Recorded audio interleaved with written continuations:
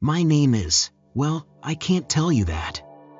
You're not supposed to know because I'm not supposed to be alive. Technically, I'm not alive. But I'll get to that. There are two things I want to get out of the way. First, those of you with any background in physics will fight me on just about everything I say. I know, it doesn't make sense.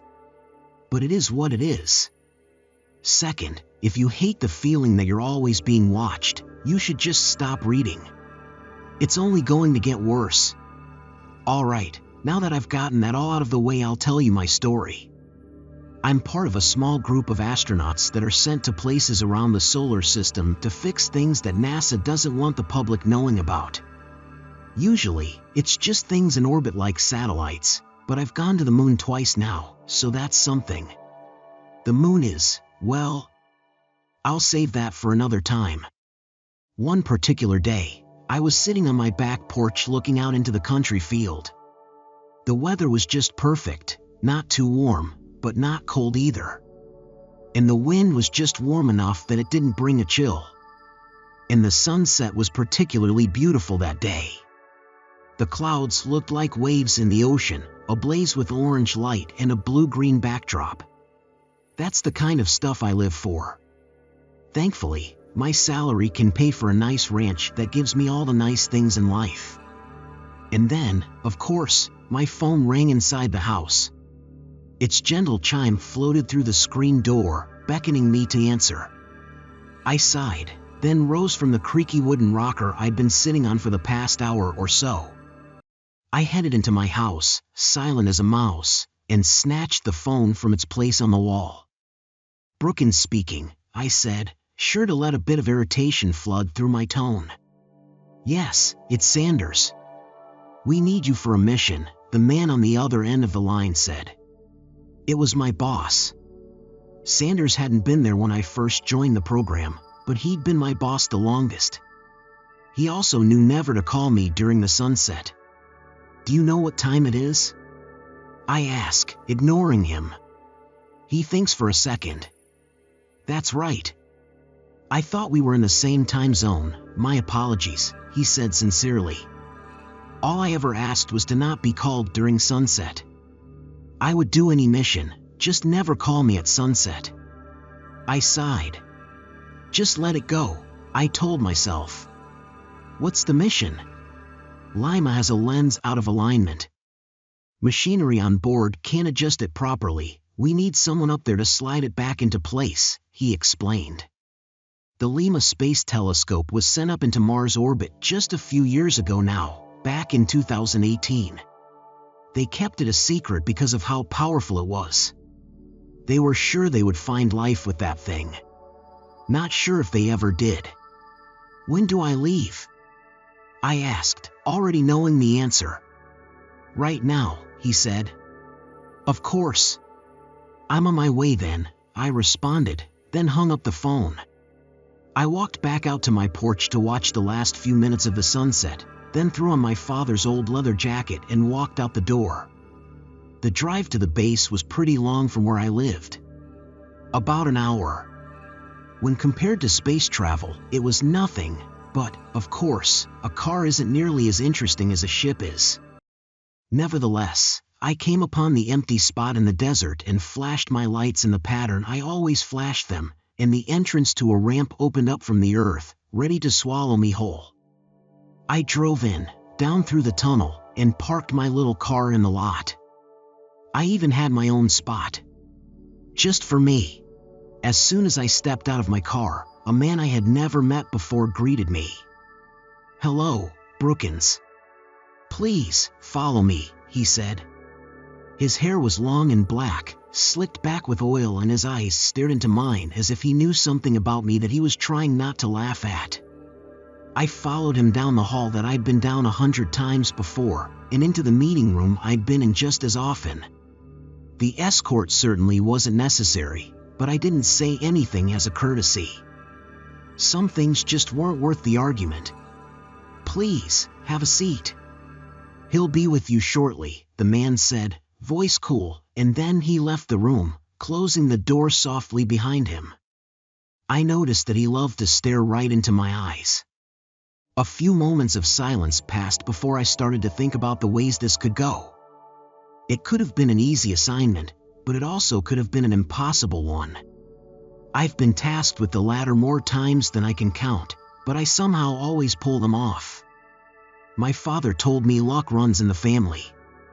After a few more minutes of waiting, all of which I was getting paid for, a woman with shoulder-length black hair walked into the room holding a folder, trailed by two large men in suits. She smiled at me and held out her hand.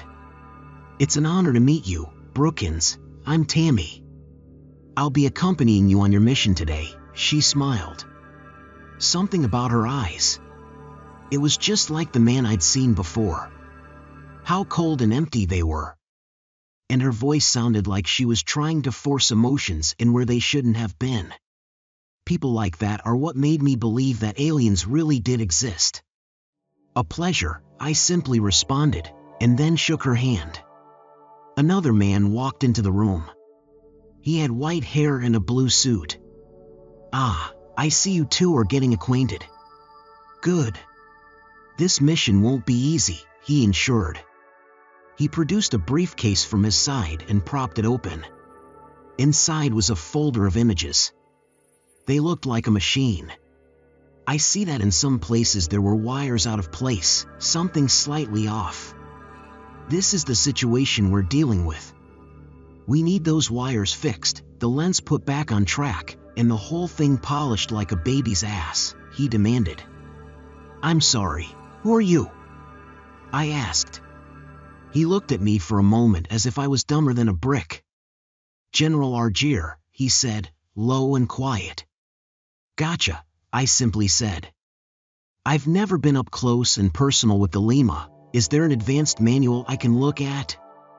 "Yes, one will be provided for you on your trip," Argier responded. "On the trip? Really?"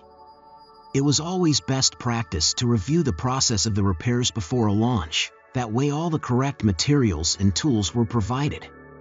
Tammy must have read my facial expression because she chimed in. "They already know the tools. I know the repair. We need you for your experience." "I've only been up there once before," she explained, making unwavering eye contact. Her head tilted a little bit. Like she noticed something. "Understood," I simply responded, giving her a look. "Good. Get ready. You leave in an hour." I spent the next 30 minutes or so suiting up, then just waiting for everything to be ready. I'd gone through the process plenty of times. And Tammy was certainly a rookie. I had to help her put on the suit and run through the basic stuff so she wouldn't kill herself. We sat next to each other in the shuttle, waiting patiently. I always dreaded this part. They'd launch us out of a long tube using magnets, then the thrusters would take us the rest of the way. I almost always blacked out on the initial launch, though. "I love this part," Tammy said, smiling like an excited child. I glanced over at her. "Why?" "Well, I like watching everything fade from blue to black," she explained. Something was odd about her. She seemed way too excited for this mission. "Your heart rate should be steady before we launch. I suggest taking a rester," I said, reaching for a bottle of pills on the wall. "No, it's okay. I'm always like this." "Doctor said it's fine," she protested. I don't know what doctor would ever tell her that, but I dropped the subject anyway, putting my hands on the flight controls. "Control, we're already here," I said into the intercom. I heard silence. "Control? Copy that, launching in 30 seconds, a voice that I didn't recognize said. A weird sensation crept up my spine. The feeling you get when you miss a step when going up a set of stairs. Or the feeling you get when your parents are talking about something and you have no idea what's going on. I still don't know the best way to put it. But it felt like something was happening that they weren't telling me about. It wouldn't be the first time, but all of these people were new. And that rarely happened. The countdown began and I waited for my stomach to sink to my ass. 3, 2, 1. Lift. And we were off. I blacked out, of course, but woke just as we were exiting the launch tube. Tammy was unconscious still. The thrusters began and we lifted up towards the clouds. I watched Tammy again and saw that she was awake, smiling constantly. Like her life was officially complete. The first set of thrusters disconnected, and the second set took us the rest of the way into orbit. Just like Tammy loved, the sky faded from blue to black, and soon the slight curve of the black earth lit by cities filled half of the window beside me. The sun was coming over the horizon as we gained altitude, creating a bright orange lining over the edge of the earth. It was certainly beautiful to see a sunset from space. The automated computer system oriented our shuttle to the correct position, and I hit the glowing green button in the center of the controls. Once again, the shuttle picked up an alarming amount of speed. The thrusters used energy from the sun now that we were so exposed to its radiation, which also meant that getting to Mars would only take about 2 days. The ship would automatically accelerate and decelerate in accordance with the route, so I let go of the flight controls. Control, we're go for Mars. No issues to report, I said to the intercom. No response. Control? I asked again. Still no response. Did we lose contact? A few moments later, I heard a static voice on the other end of the line. We hear you, Brookins. Clear for Mars. Stay safe out there, the voice said. This time, though, it was yet another voice. Different from the last time. I didn't respond, just clicked the intercom button to send a short click of understanding. Here we are, Tammy said, voice flat. I looked over to her and she was staring through me again. Yes. I'm going to grab some food. Want any? I asked. She shook her head. Not yet, I ate right before launch. When do you want to go over the repairs? She asked. I thought for a moment. I'll take a look at the specs while I eat, then we can discuss, I stated, then unbuckled my seat restraints. I took off my helmet and floated through the hatch door, into the main body of the shuttle. It was small, lined with wires and screens. 2 beds attached to the wall called my name. I was tired after the long night. I retrieved a small meal out of the cabinet and chowed down on the demoisturized clump of calories until I was satisfied. Over the next 2 hours, I discussed the plans with Tammy, who never stopped being strange, and then headed to bed, strapping myself into the pouch on the wall. Tammy did the same across from me, and the lights in the cabin dimmed. I fell asleep immediately. I awoke later that night. The cabin was still dark, but Tammy wasn't in her bed. This wasn't uncommon. People who were new to space often had trouble sleeping, so I figured I'd go check on her. I wish that I had stayed where I was. When I drifted out of my bed and into the piloting booth, I saw Tammy floating in the air, legs crossed like a pretzel, and in the center of her lap was a single camera lens. The open side of it was faced up at her, and she stared directly down into it, eyes glassy. This area of the ship felt cold. Goosebumps traveled up my skin, and the longer I looked at that lens, the more I felt like a weight was being pressed up against my back and shoulders. My heart rate increased, my palms began to sweat, and Tammy just stared, wide-eyed, into the abyss of the camera lens. I wanted to speak, to ask her what she was doing, but it felt like that was the worst thing I could do at the moment. When I looked at that lens, it felt like my eyes were full. It felt like mutual understanding and self-consciousness. It felt like beauty and judgment. It was, in all respects, just like staring into someone's eyes that were only a few inches away. Like when you look at the flecks of colors in their eyes and admire all of the ridges and valleys in their iris. And then I looked away. The feeling was gone. I floated back to my bed and attempted to sleep, but ended up just closing my eyes. I couldn't trust Tammy. Something about what I had just seen screamed warnings in my mind, so I laid there and listened carefully for Tammy to return. An hour must have passed, but I still didn't hear her. I squinted my eyes open a crack, just barely enough to let a sliver of light in, and almost screamed in fright at what I saw. A camera lens just an inch away from my nose, and Tammy holding it, face smiling right behind it. I could only see her eyes and the puffiness of her cheeks with the angle I was at, but I knew the grin was malicious. I could see the crazy in her eyes. I kept my composure and shut my eyelids all of the ways, hoping she hadn't noticed. I laid there until the lights in the cabin brightened and a small chime played over the intercom. I opened my eyes, as I now had an excuse, and saw Tammy in her bed, stretching with a yawn as if nothing had happened. I tried not to stare. I didn't want to raise suspicion. "Morning," she said with a smile. "These things are comfier than I expected." "They are," I agreed with a smile. I slid out of my bed and threw a shirt on. "We have another day until we arrive.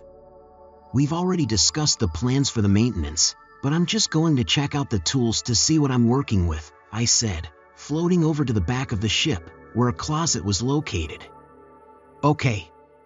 I think I'll watch a movie. Feel free to join me if you'd like," she said. I nodded and opened up the closet. I pretended to check the specifications on each tool until she drifted away, then got to the real work. I was not looking for a tool, I was looking for a weapon.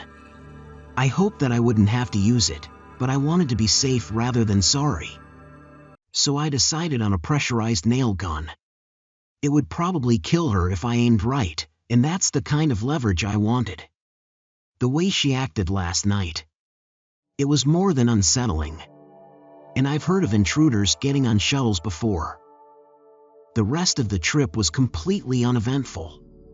Tammy was weird, of course, and the following night of rest contained no incident with that camera lens. I know because I watched her the whole time. I woke myself up with coffee the next morning. I was damned near dead of exhaustion, but I figured it was well worth it. Because, just like yesterday, Tammy woke up with a stretch and a yawn, ready for the day. I looked out the window behind me and saw Mars there, watching us. In orbit, I saw a bright light suspended there that I determined to be the telescope we were told to repair. I took a deep breath and pressed the intercom button. "Control, Mars is in sight. Estimated contact with Lima is 20 minutes, over," I said. It would take several minutes for the transmission to reach Earth, so I didn't stress the absence of a reply. And then, I heard one. Only 10 seconds later. I could feel Tammy's eyes on my back. Like she was waiting to see if I'd realize how fast the transmission came. I knew that if I showed any sort of confusion, it could mean death for me. So I faked it, of course. "Copy that, Brookins. Everything is looking clear on our end. Proceed with repairs whenever you're ready," a voice said. The static was gone now, the transmission was clear as day. I didn't reply, just sighed, trying to look relaxed. I must have failed. "You okay, Brookins?" Tammy asked from behind me. I turned my head around to her. "Yes. Just haven't been to the big red guy in a while, it's exciting," I replied, and I wasn't lying. Tammy smiled. "I know, I'm excited, too. I can't wait to see the telescope. I hear it rivals any other," she agreed. It didn't strike me as strange that the only thing she cared about was the telescope. Not at the time. But I should have realized it sooner. "I'm going to suit up. We arrive in 15 minutes and I'd like to get this over with as soon as possible," I admitted. "All right, I'll get the tools together. I'll suit up while you bring us into position," she replied, and we parted ways. I grabbed my suit off the wall and fastened all of the brackets together. Pressure checks, seal checks, the works. We were about to be in open space, so now was no time to slack on safety. I watched Tammy put together the tools in a bag, then zip it up. "Hey, can you grab my sealant cream from the front?"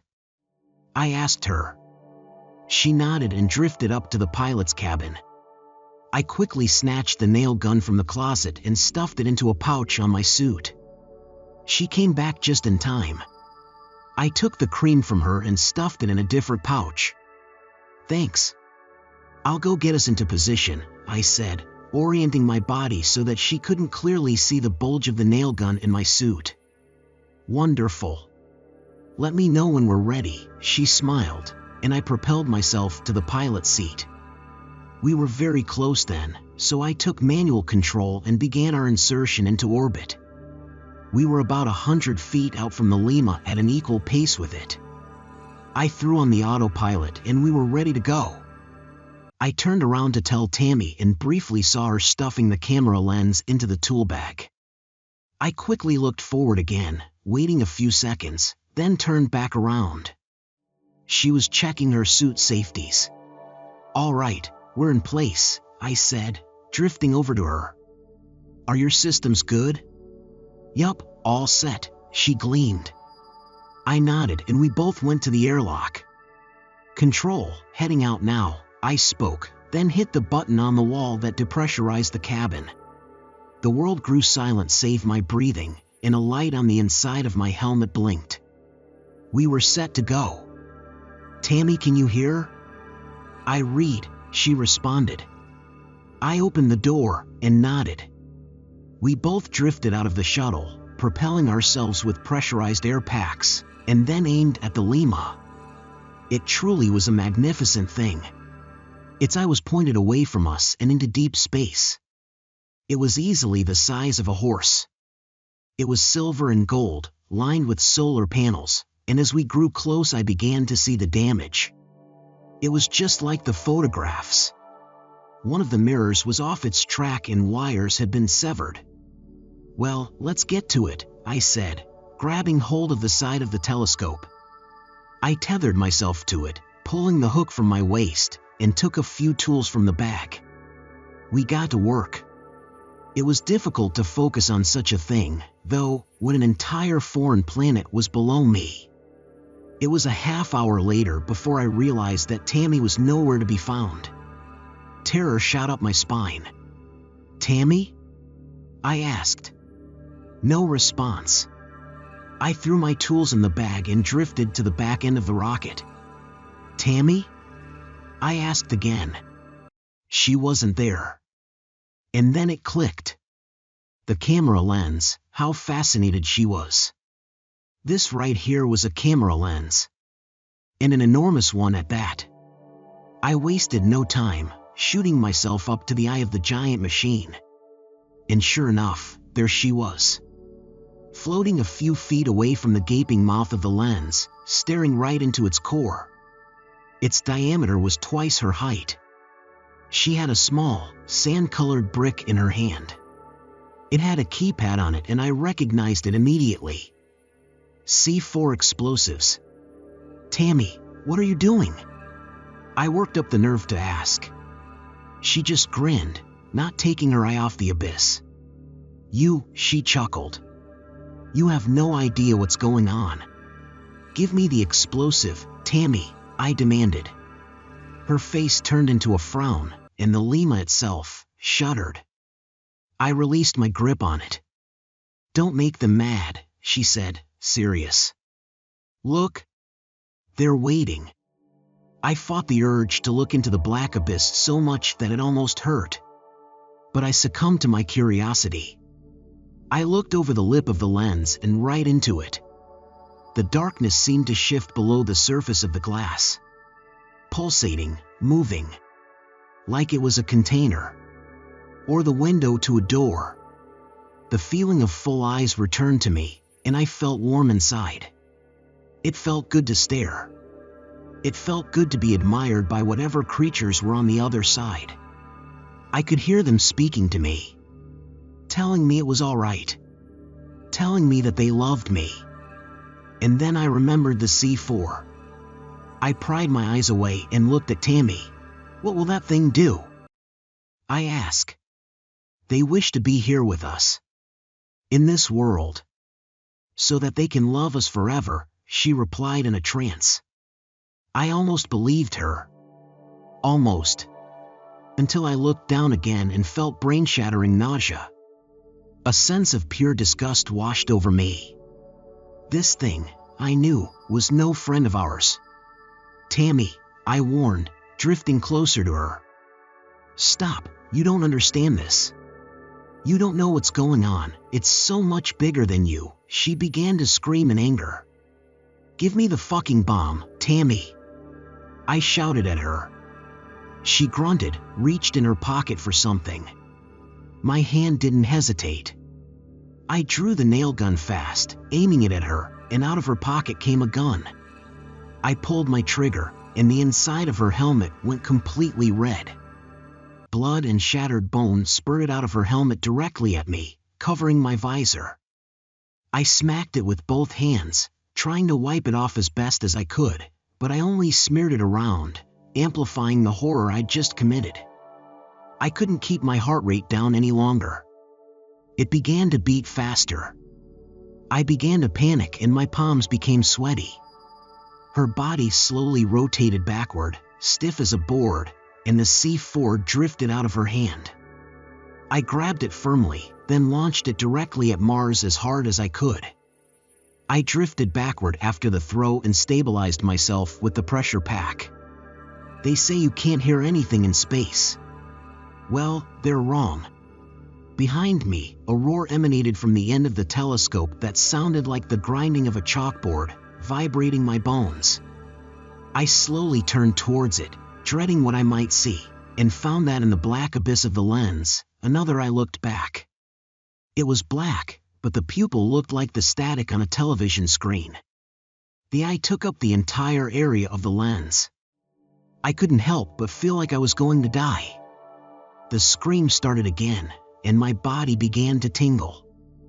I looked down at my suit, wondering what the hell was going on, and found that I could see through it partially. Like I was only half there.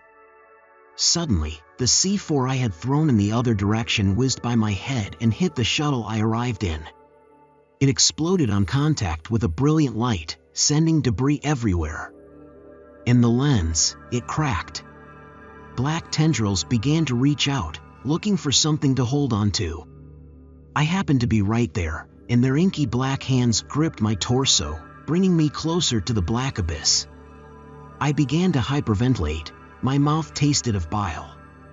The visor was still covered with blood and skull, and that bone-shattering cry came again from the inside of the lens. It pulled me closer and closer, my body became easier to see through despite me clawing at the ink, and the only thing I could think to do was use the nail gun. So I fired it right into the crack over and over again. On my last shot, I heard a cry of pain. The tendrils receded blindingly fast, and the feeling of full eyes went away. But in all the motion, the creature pulled Tammy through, busting a person-sized hole in the glass, leaving me to wonder if it had come out. And then, nothing. Silence. Just me, a broken telescope, and a blown-up ship. It took me longer than it should have, but when I looked down, I realized that my body was no longer there. I was a ghost. A floating ball of consciousness with nowhere to go. I couldn't feel my limbs, couldn't touch my fingers together, nothing. My body was gone. That's what they do. You look into your cameras every day, and they watch you back.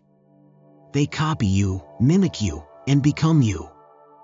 They want out, and they'll get out. I watched in horror as a copy of me with no suit on drifted out of the hole in the lens. It looked at me with pitch-black eyes and static pupils, smiled, and floated towards a bright light in the distance. No, a shuttle in the distance. It all made sense. The quick transmission, the different voices. There was a ship following us. And that creature was about to board it. It moved through space without a thruster. Without an effort. Like it was a god. I tried to scream. Control! Control! I yelled, but of course, Nobody heard me. I began to sob. I began to flail around, trying to get myself to move and catch up to them. Nothing worked. I kept wondering what it would do with my body, why those people wanted to free that creature. I wondered what had happened to me and why I couldn't move. And most of all, I wondered why blood and shattered skull were still clouding my vision. I'm not sure what that thing did with my body. I still haven't found it. It took me 10 years to learn how to move my new form, and 2 more to learn how to use a computer. But here I am, telling you my story. Giving you a warning. Don't look directly into a camera. Any lens with an opening larger than a quarter is a no-go. And whatever you do, never get near a broken lens. Finally, if someone close to you suddenly becomes obsessed with photography, run the other way. They want you, too.